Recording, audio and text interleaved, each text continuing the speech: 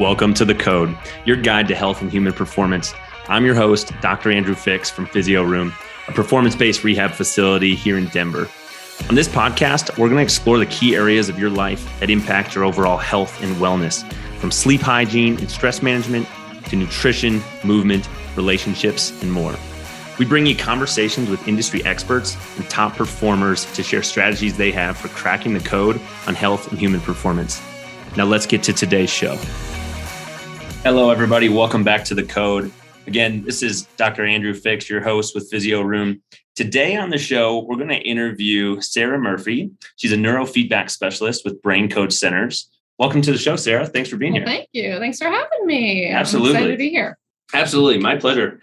What I would love you to do is, as a neurofeedback specialist, we're going to get into like your profession and what you do here in a minute, but will you just give the listeners and myself just a brief overview of what your background is, how you got here? Yeah. So I have been in the neurofeedback world for about 5 years by way of luck, honestly. I really just met the owner of Brain Code Centers, and her and I hit it off, and she was just like, "You're going to be a neurofeedback specialist." And I was like, "No way." And sure enough, not even a month later, I kind of fell into the world of neurofeedback and immersed myself and just fell deeply in love with the changes that we can get in the brain through an electrical level.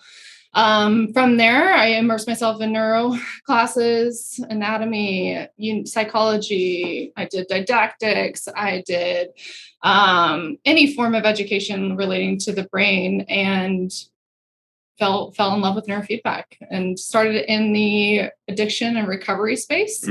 Was in that space for about a year. That was a tough space because you're dealing a lot with pharmaceuticals, individuals being over medicated.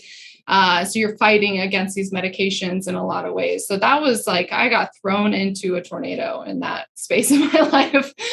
From there, I went to a clinic that managed ADHD and autism, anxiety and depression. So I got really good at retraining the brain from those mental illnesses. Then I found resilience code and found my niche of peak performance.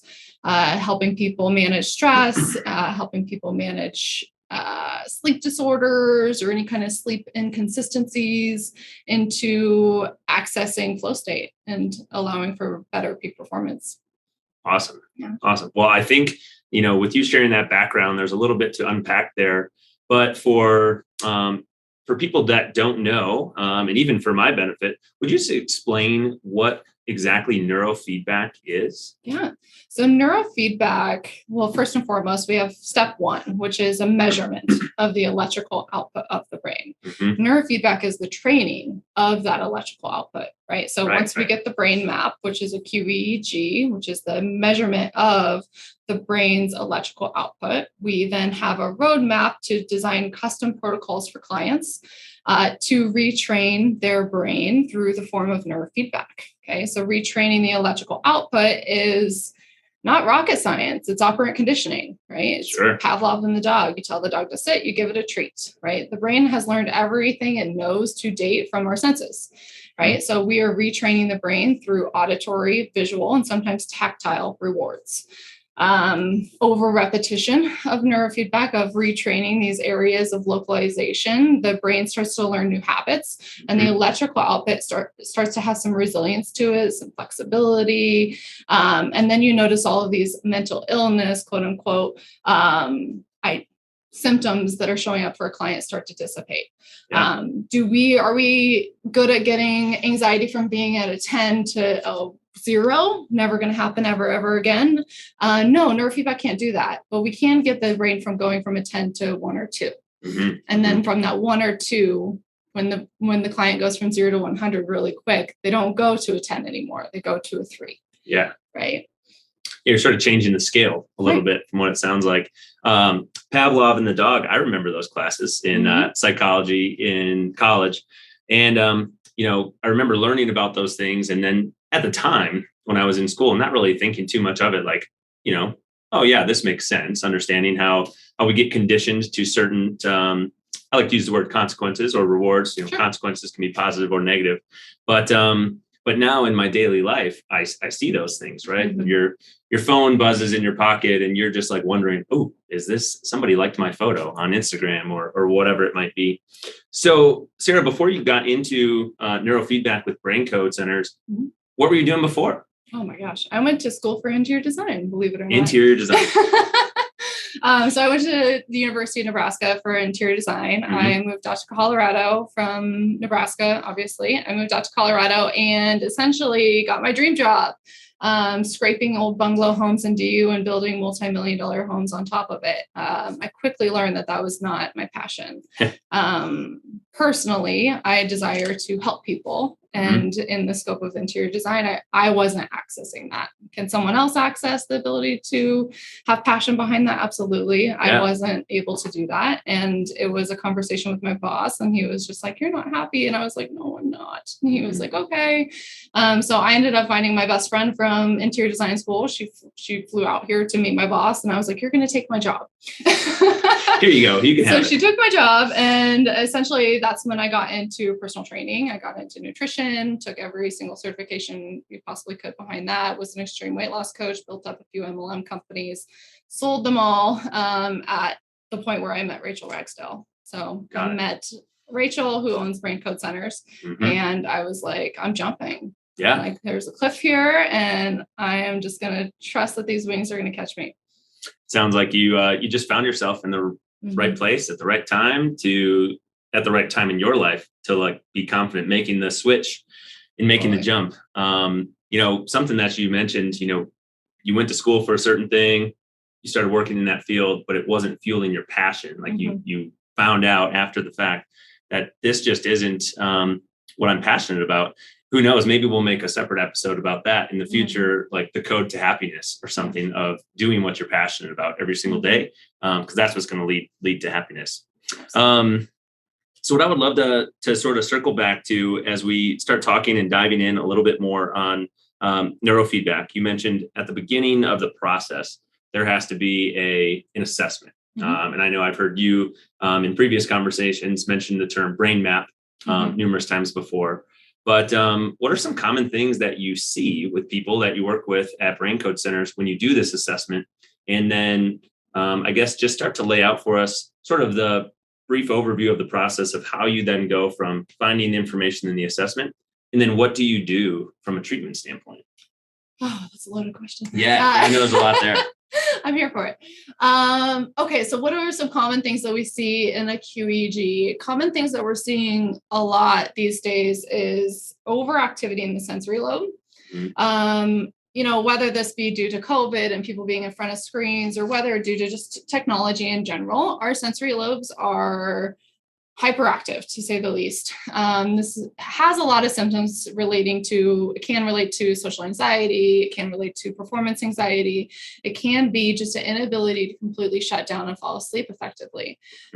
This area of our brain is very important and vital to our reticular activation system. And when that is off, our homeostasis of our brain is not going to be doing what it can, right? So by retraining this area of the brain alone, a lot of times we do see the client's mental health shift almost within the first 10 to 12 sessions. So that alone, creating the homeostasis in the reticulating activation system is something that we definitely see often. Another thing we see is going to be underactivity in the alpha band. Underactivity in the alpha band can show up as introversion. But when someone has this underactivity in their alpha band, they may not manage stress as well as someone that has overactivity. So if trauma comes into someone's life that has underactivity, it might hold on tighter. It might have a tighter grip on their life. Underactivity in the alpha band can inhibit sleep. It causes some withdrawal symptoms or can create some withdrawal symptoms. But the biggest one being sleep, right? If our brains aren't sleeping, then what are we recovering from? What are we learning every single day? Because if you think about when we were an infant, infants live 80% of their life in a delta band, which is responsible for sleep, which is a measurement we do in the brain map. Okay. So if we're living 80% of our life as an infant in this delta band of sleep, we're bringing our finger to our mouth and we're learning how to suck, and oh gosh, that's soothing. Okay. We're learning how to eat. We're learning how to make mom or dad smile. All of these things. And then what happens? They fall asleep, right? Because their brain needs to repair from what they just learned. And then they wake back up, right? And then they fall back asleep after they learn something new. Well, as adults, we oftentimes ignore our sleep, right? So when we are closing, or when we're winding down for the end of the night, we're not giving ourselves credit for everything we absorbed throughout the day. Sure. Right. So we're saying, oh, I need to push harder. I have 2 more hours of work I need to do. When that's not necessarily the case. Your brain has a lot of work to do, but it needs to do it while you're sleeping. So that's another thing that we're seeing in QEEGs to date, is that the brain isn't effectively sleeping. And because of that, the brain's not repairing from daily traumas. It's not repairing from daily stress. It's not repairing from the sensory overload that we're experiencing. And when the brain is in a constant state of being hyperwound because it's not caught up on sleep, it goes into this fight or flight aspect, right? And then that's when we see some of the mental illnesses that we see to date, which is going to be, rumination, overthinking, anxiety, depression, PTSD. So, I mean, we can go down the gauntlet on that. Yeah. And, what you're saying makes perfect sense to me without knowing all of the, the science and understanding the process as you're kind of laying it out. I think back to like when I was in school, learning things in neuro class in physical therapy school. And I never found myself being one of those like stay up late at night, cramming for an exam type of person, or like stay up till 3 a.m. studying for this 8 a.m. exam the next day, because I understood, that's not how my brain is going to absorb the information the best. If I don't study ahead of time and sleep and get the repair process to like ingrain that learning, one, I wasn't going to remember that long term. I would be able to maybe regurgitate it on the test, but then it does me no good a few weeks later because I wouldn't actually have that information. And two, I just would feel a performance benefit if I got sleep rather than stay up trying to study and review the information more and more. And then, in my day-to-day profession, in my field as a physical therapist, I absolutely can see, the prior physical traumas or injuries that people have had. Their body holds on to those things. And, if you've had an old ACL injury on your knee, well, there are going to be mechanical things that are different about your knee, even 20 years in the future because of that prior injury. And what you're saying is our brain does the exact same thing. Our brain holds on to past stressors, past traumas, things that have happened in our life. And they don't just like go away. Right. Yeah, absolutely. I mean, you were an outlier by identifying sleep in the collegiate time in your life, for sure. I mean, there are many times I remember sleeping underneath my studio desk at the University of Nebraska. Well, I'm not saying I got enough sleep, but I'm sure I got less sleep than I do now. And I was not putting as much of an emphasis on it. But I just remember I was never one of these, like, I need to stay up all night and study so that I can do well on this test. I think I tried that once. That test didn't go well. And I said, well, I'm never doing that again. Sometimes in college you have noisy neighbors. It's a little hard to sleep when you want to. Yes, but that scenario you just pointed out is a perfect scenario of Pavlov and the dog, right? Like you stayed up all night, you tried something different, you took the test, and what was the reward or inhibit? It was negative. Yes. Yeah. Bad grade. So then you chose to create a different behavioral pattern relating to it, right? And that just goes back to neurofeedback and what we're doing through the senses in a very non-invasive way. Yeah. Well, and, that speaks to part of my passion right there. You had talked about, you just said non-invasive. Well, in your previous work, you talked about sometimes battling medications that people are on and having to deal with, side effects and that affecting your work. I typically think about that more from like a nutrition or a wellness standpoint. People are trying to improve their health, but they're on all of these medications with all of these nasty side effects. Yeah. Do you typically see when you get the opportunity to work with people, maybe they're on a host or a list of medications, that as you're able to do some rewiring in the brain, that they're able to rid their routine of some of those things? Yeah. I mean, we as neurofeedback specialists, we cannot communicate that they are need to come off of these pharmaceuticals, right? Right. We are there to hold their hand. We are there to communicate with the prescribing doc. We are there to show objective changes in their brain. Mm-hmm. So a lot of times when someone's on a list or a host of pharmaceuticals, we will just really stress the importance of remapping often.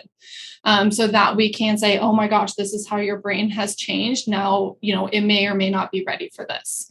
So yeah, people are able to come off of pharmaceuticals eventually with neurofeedback with the right help, with the right hand holding, and with the right therapist that's willing to work with us. Yep.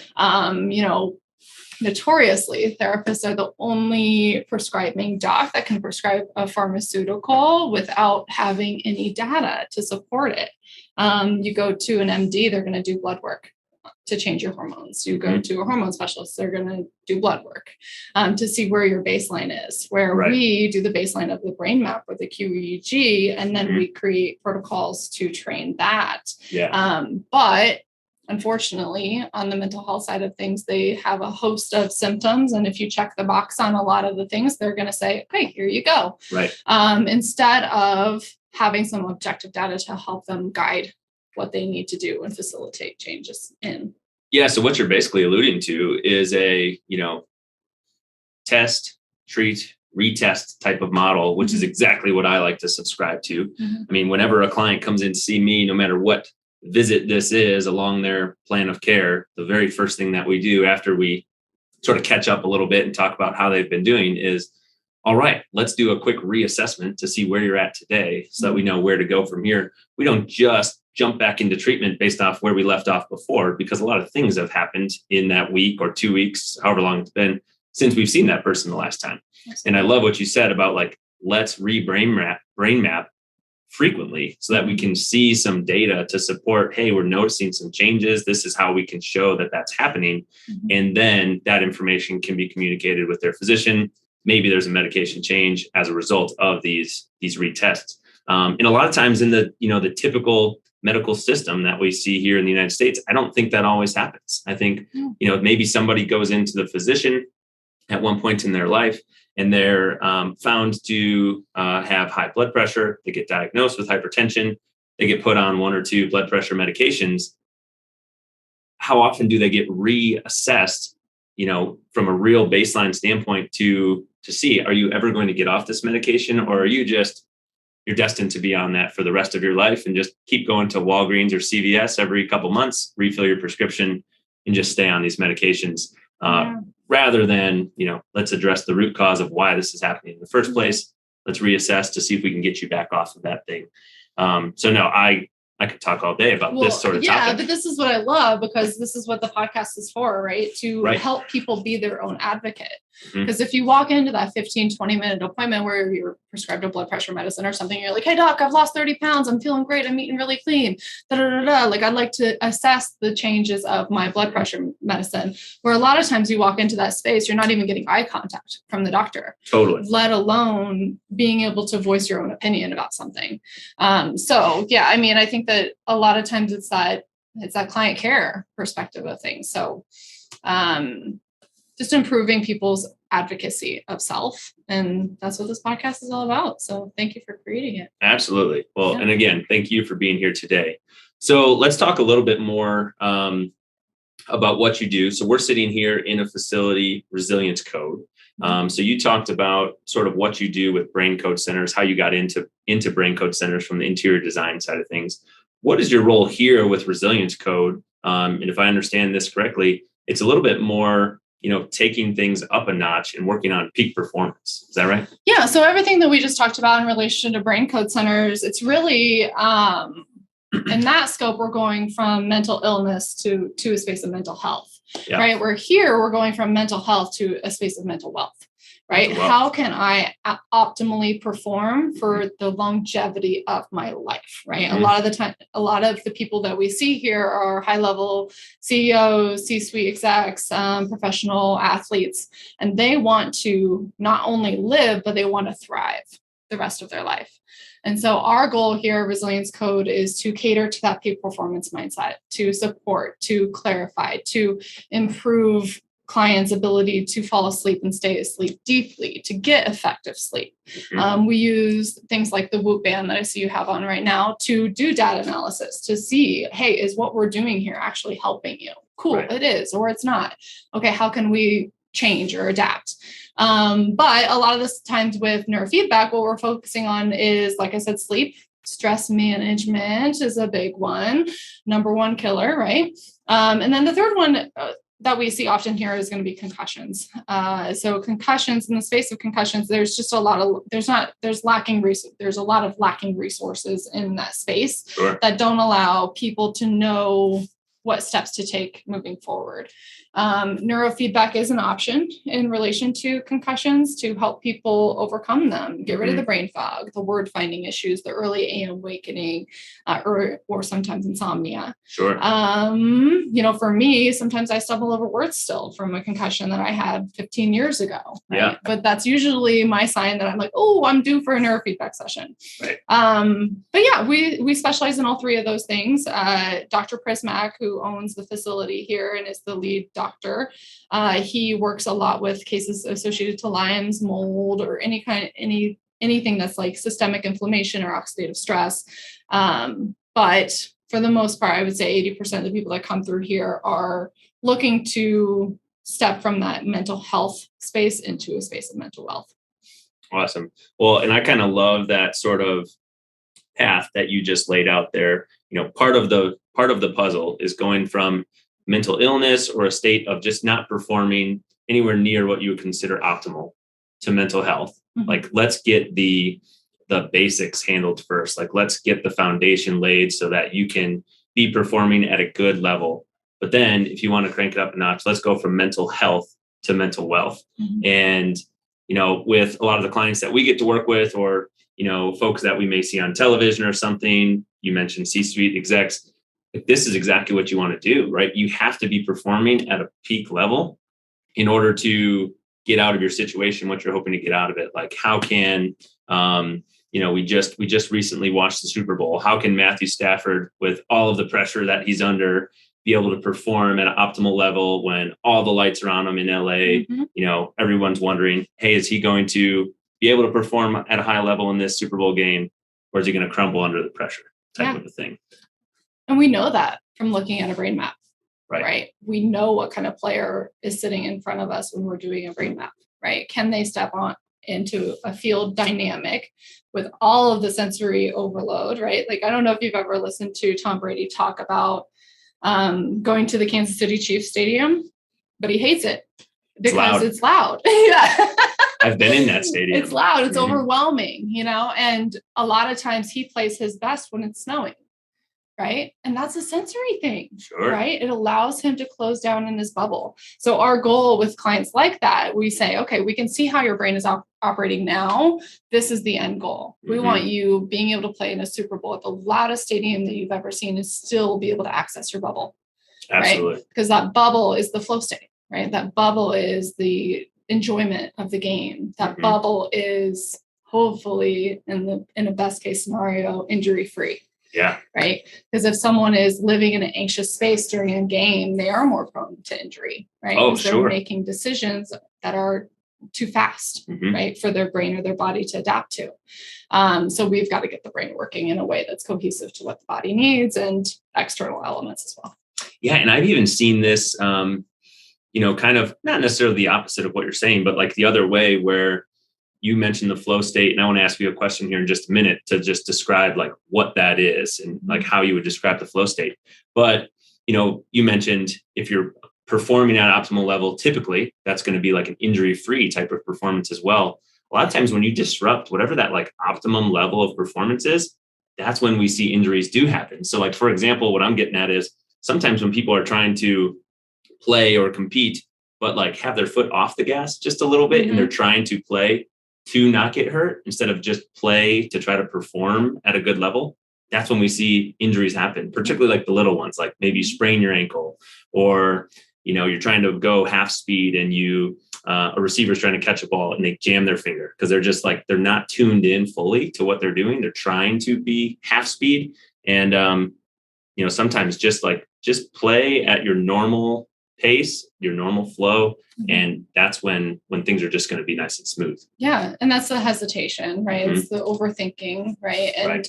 a lot of these athletes, they not only have their own internal perspective to have perspective around, but they also have their family sitting in the stands. They also have their coaches looking at them. They also have agents looking at them. They have paychecks coming in or maybe not coming in. They have a lot to bear when they go into play, right? So they are already ruminating external elements of the game, right? So my goal is always, always, always to get them flowing, right? Yeah. And what I mean by flow, to go into that a little bit more, is to allow for their passion to show up in the game, right? Because when you have passion, it does spark that flow state.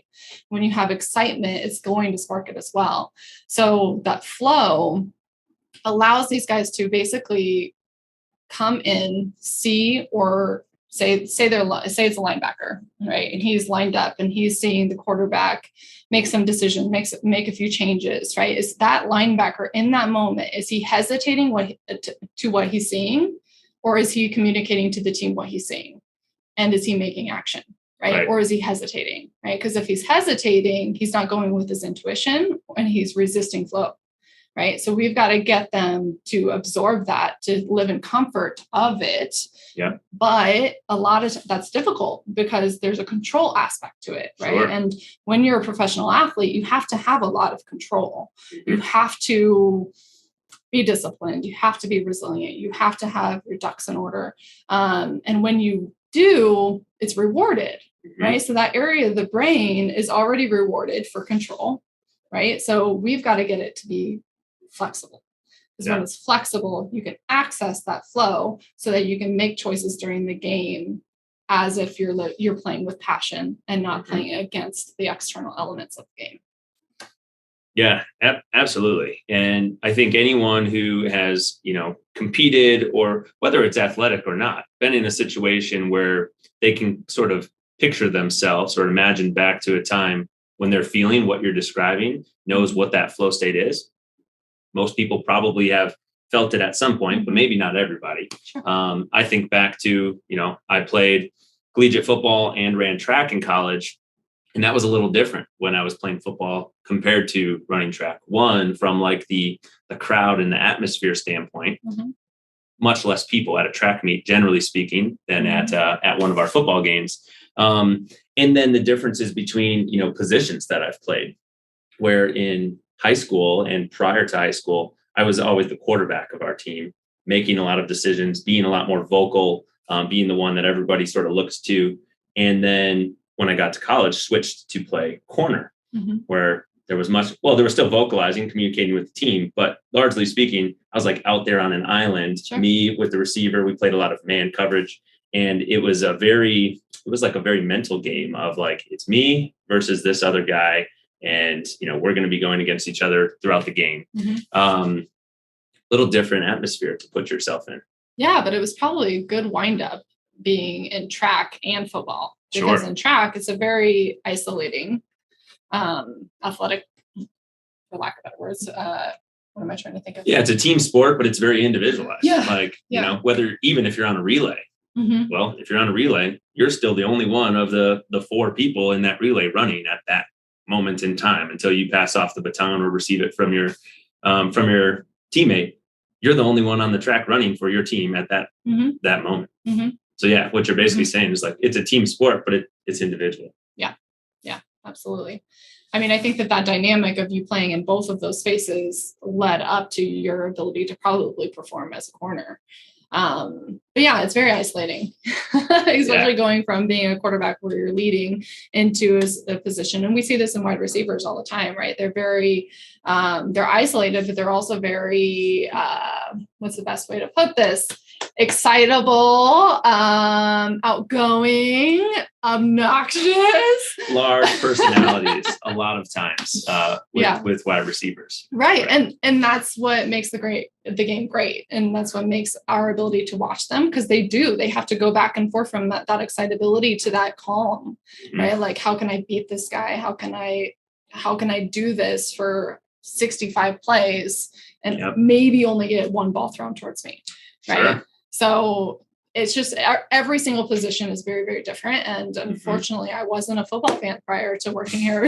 But I've gotten really good at understanding the game. It's funny how that works. It's like you're saying repetition gets you a little bit better at things. Usually that's the case. As long as you're intentional about the practice that you're doing. Right. I remember our coach in college would always say the phrase, people will say like practice makes perfect. And I don't necessarily believe in that, because if you're just going through the motions and not really intentional about the practice that you're doing, I don't necessarily think that that's going to translate to high performance.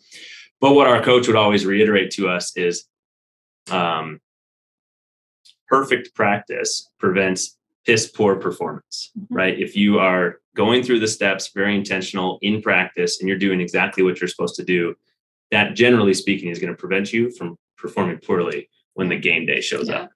A cool way to look at this too, because of like what we just spoke about with flow and passion, is I have a player and I love his mindset, because he always says, I was like, oh, how was practice day? And he'll say, I don't practice, I play. He goes, I go to play football. Right. And I was like, and even on Sundays, that's what he says. I go to play football. Right. Because that play sparks that passion. It sparks that purpose. It sparks that fun. Right. And when you're having fun playing something, that's that creative outlet that allows you to access the flow state in the first place. So if you're having fun, exactly. And every professional athlete, I know we're talking about a lot about football, but any professional athlete, that's why they got into it in the first place, right? When they were a child in most cases, or in high school, or whenever they started that. More than likely, the main reason that they started doing it is because they enjoyed it. It was fun. Then they probably found out, hey, I'm actually pretty good at this thing. Yeah. Maybe it's because they were having fun while they were doing it. Well, they got a lot of conditioning, right? So they got a lot of feedback saying, you're really good at this. You're great at this. People were watching them. They got rewarded. They got attention. They got eventually a paycheck, right? And eventually that paycheck shows up in fame, right? So this constant dopamine reward, which is operant conditioning, has allowed them to thrive in a space and do better in a space in which they may not have, right? So that's the difference between a player that has the talent and a player that has the passion. Yeah. Right. Sometimes the passion, if you look at Tom Brady, he might be a perfect example of that. Sometimes the passion supersedes the talent, and vice versa. Yeah. And, there's something that I want to ask you, and I kind of want to ask you this question in two parts. One, thinking about it, from an athlete standpoint, whether it's professional or not, but also secondarily, just thinking of anybody going through their daily life who encounters a setback or a big obstacle, right? So maybe it's they lost a job. Maybe they lost a loved one. Or from an athlete standpoint, maybe it's somebody who's performing at a high level and then they suffered a significant injury where they're going to have to miss a period of time. They're not sure if they're going to be able to get back to the same level of performance that they're accustomed to. How have you seen in your practice with clients, working with them through those challenging stages where you're performing, things are going well, all of a sudden the bottom falls out, and now we want to try to rebuild back to the point where we were, or even past it? Yeah, I think that last part of what you just said is key, because it's not rebuilding, it's reconstructing, right? And reconstruction a lot of times makes for a more sound structure, right? So I would say the difference between like an athlete going through this and just you or I going through a hard time in life, where the bottom falls out, is have a plan. Right. And what do I see people when they don't have a plan? They get stuck in that space. They really do. If they think they have a plan and they're going through the motions, they're practicing. A lot of times I see that progress is slower. Sure. If they look at this as like an opportunity to reconstruct, to build a skyscraper out of a 5-story building, then it goes into that space of play. Yeah. Right. And it's exciting. It's optimistic. Right. Who can I be? I don't, the world is your oyster. There's a lot of possibilities. Let's see. Right. So I'm not sure if that answers your question, but I think that, there's the victim mentality and there's not. Yeah. Right. If you want to build a skyscraper, you have every opportunity to do that. If you want to rebuild a 5-story building, you have every opportunity to do that. If you don't want to rebuild, you have that opportunity as well. Yeah. Neurofeedback allows people to see the skyscraper and to reach for it if they want. A lot of metaphors here. But. Yeah, no, I think that's great though. And I think you did kind of touch on that. What I basically heard you say in that response was, when something happens, how you're going to be able to reconstruct or come out of that at the end of the day kind of boils down to your mindset around the event, right? If it's an injury, it can be looked at as a devastating, victim mentality of like, why did this happen to me? I'm never going to be able to get back to where I was. Or it can be looked at as an opportunity to take a step back, figure out maybe what your imbalances are or your mechanical deficiencies, work on those things so that this doesn't happen again, except for in, a fluke circumstance. Yeah. Injuries are going to happen from an athletic standpoint that you can't prevent. But usually from those situations, we end up finding other things that we can improve along the way. And I know that definitely happened to me. But I think the same is true for any person out there going through everyday life.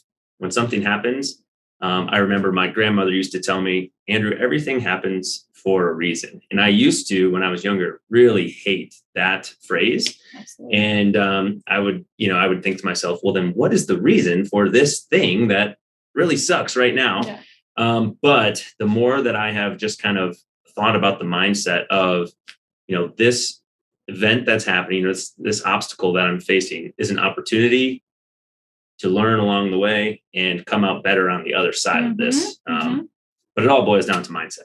Absolutely. Absolutely. It does. And a plan, right? Having a plan to put things in action to move forward. Yep. Right. I would say within the scope of neurofeedback, I see a lot of people trying to do it on their own. Our society, in my opinion, really caters to people suffocating themselves by trying to be it all to themselves. Yeah. Right. And we were put on this earth to be a community. So, opening your arms and allowing people to see what's going on for you and allowing yourself to be vulnerable, but also allowing yourself to ask for help. Yeah.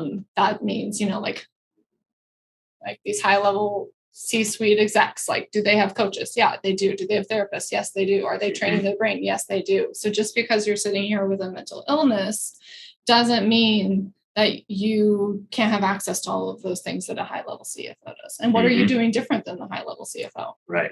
If you are in a state of mental illness and you have a business coach, you have a therapist, you have a neurofeedback specialist, and the CFO is doing that same thing. What makes you different? Right? Eventually, will your skyscraper supersede theirs? Yeah. Who knows? Right? Yeah. So it is mindset.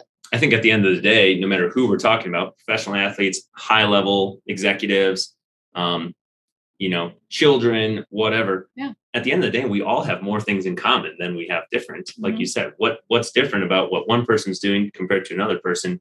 We all have the same basic needs. And I love that you mentioned, community and relationships. That's one of the, major topics that we want to continue to talk about on this show. And just because we find ourselves here in early 2022, 2 years essentially post when the COVID pandemic started, I think that's a big one that we have seen, be a little bit more prevalent along the way is, I get to work in a gym every day.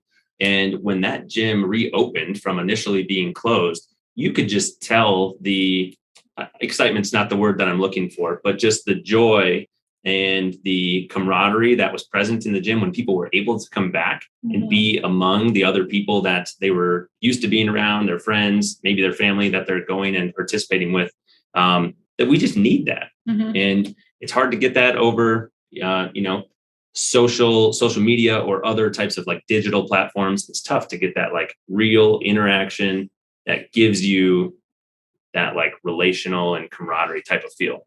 And I think it has a lot to do with that dopamine reward, right? Because we're getting those quick dopamine rewards from the buzzing of our phone, from the social media likes, from the who else watched my podcast. And instead, we're not doing the work to access a healthier form of dopamine, which is, oh gosh, our neighbor found out they were sick yesterday. Let me make a casserole for them and bring it over. Yeah. Right. Like we want to just make someone feel better by double clicking their photo that they posted on social. Right. And not actually showing effort or activity behind what that person's needing. Yeah. Right. Showing up for people in a different way instead of just a double click. And that goes deeper into our brain, into that dopamine circuitry. Right. So we think that that's plenty for us to just double click a photo. It's not. Like, we need human connection. Yeah. And that's, is what it is. But as long as we're all making an active choice to connect with people in our lives, I think we're doing what we can. Absolutely. Well, and that's one of the reasons that, I enjoy recording these episodes in person with the other individual that we're talking to, you, of course, in this case, rather than across the screen. Yeah. Because it's just not the same. It's not the same connection.